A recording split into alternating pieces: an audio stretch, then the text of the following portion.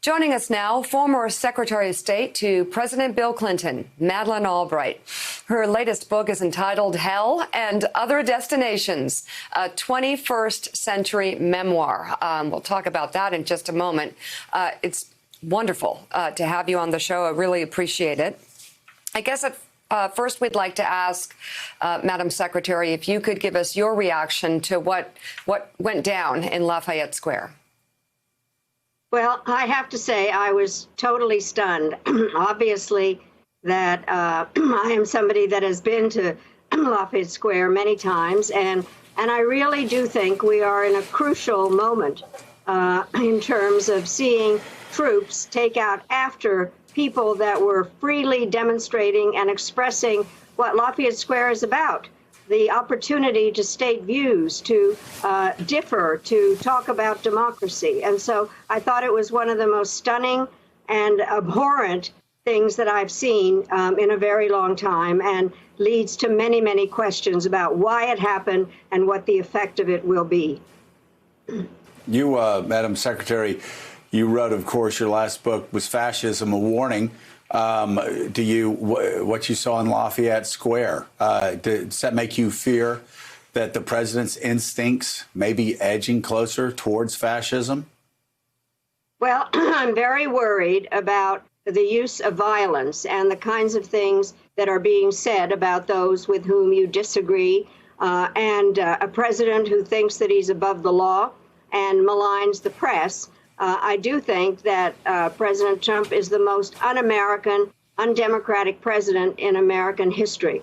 And I'm very troubled by his interpretation of everything as conspiracy theories and only about him, with no sense of any empathy or any moral compass. But I think that undemocratic, un-American is the way that I would describe him. Secretary Albright, in your latest book, you describe that space in front of the White House, and let me read parts of that passage. Quote, stroll through a random afternoon and you might encounter breakdancing buskers, bagpipers in kilts, a black man soliciting funds to help the children of Haiti, a white man proclaiming the cause of clean government. Winding their way through the scene are the perspiring chaperones of American school children on field trips and Asian tourists. Among the other visitors are teenage boys wearing MAGA hats, veterans in Semper Fi T-shirts, and activists carrying signs reading Black Lives Matter. The panorama is different every day, yet the same as well. It is exuberant, varied, inclusive, clamorous, respectful, disrespectful, alive, and above all, free. The whole area could be shut down in 10 minutes.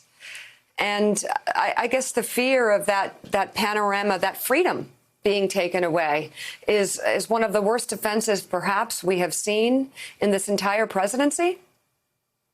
I think so. And, you know, I wrote that in 2018.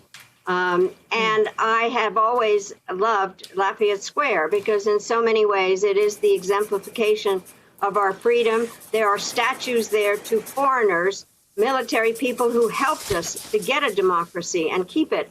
And then there are all these varieties of people. And so it did actually, the fact that there was a violent shutdown was something that I was thinking about, but really didn't think that it was going to happen. And I do think that shutting down a place that is the kind of symbol and epitome of democracy, and I think using troops is the worst symbol. It's against democracy. And so I do think we need to think about the things that have happened. And I do think, Mika, that this is a crucial period because it can either allow us to be able to have racial justice and to figure out how social media should behave and health policy, or it could lead to more violence and a constitutional crisis. And we are the ones that have the choice. And I know that you've been talking about the elections in Georgia.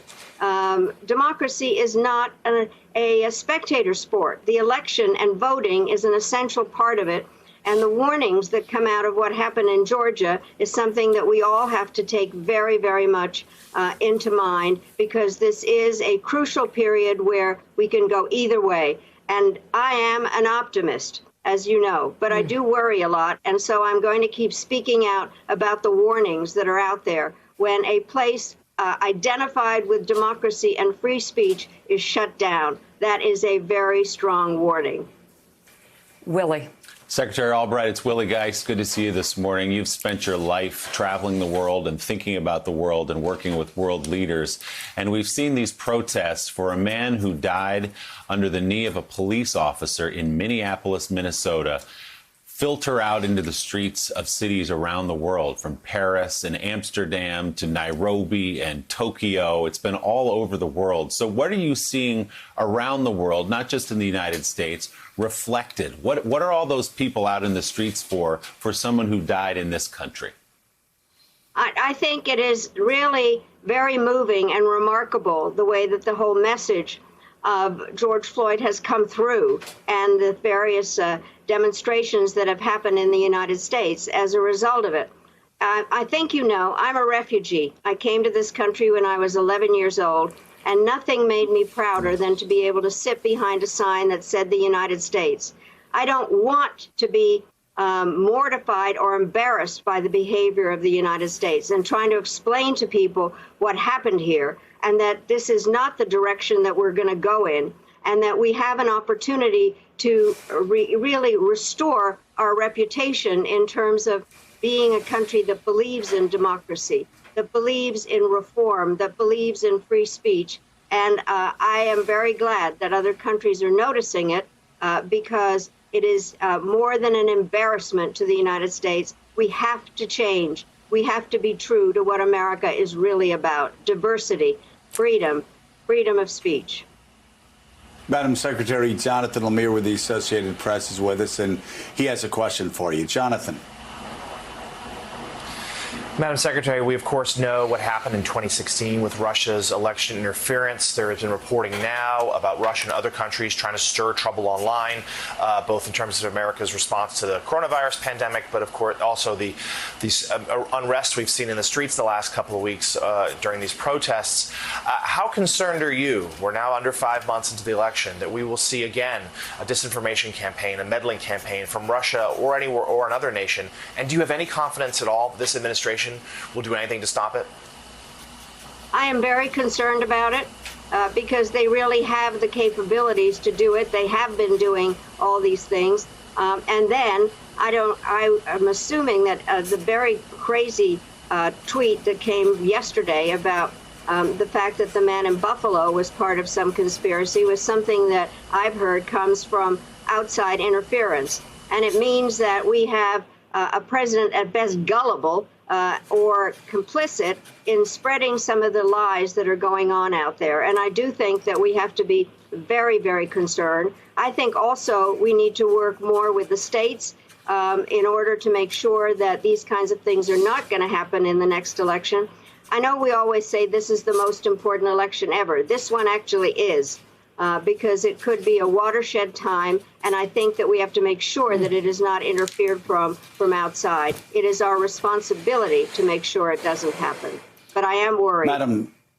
Madam Secretary, speaking of Germany, or speaking of Russia, you have the issue of Germany, where the president is now talking about, well, defunding U.S. national security as far as it goes, with one of our closest allies in Germany withdrawing troops unilaterally.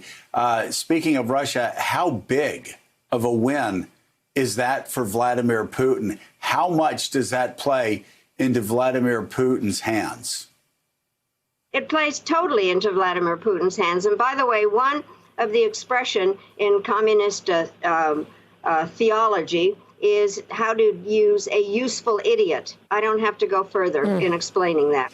And I do think that the way this was done, first of all, it was unilateral. There was apparently no consultation with any of our NATO allies. And also, it was done because he was mad that Angela Merkel wasn't going to come to a G7 meeting that was going to be a photo op. So, and especially given the virus and the threats from that. So it was totally useless, childish, counterproductive.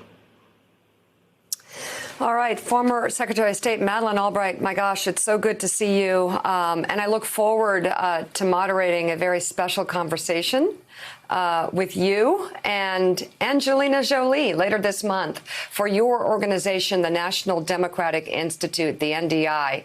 The conversation will be about the work that you both have done internationally, focused on women's empowerment. And we want to keep that conversation alive through all of this. So thank you so much, and I look forward to it. And thank you for saying yes quickly, which was fabulous, Nika. It was a no-brainer. Yes, we will. Great. Thank you very much. Thank you all for everything you're doing. Thanks. Thanks. Thank you. Up next, protests, a pandemic, and a battered job market. It's been a tough few weeks for cities all over this country. We'll talk to Chicago Mayor Lori Lightfoot, who's dealing with all of that and the scourge of gun violence in her city. Morning Joe is coming right back. Thanks for checking out MSNBC on YouTube, and make sure you subscribe to stay up to date on the day's biggest stories. And you can click on any of the videos around us to watch more from Morning Joe and MSNBC. Thanks so much for watching.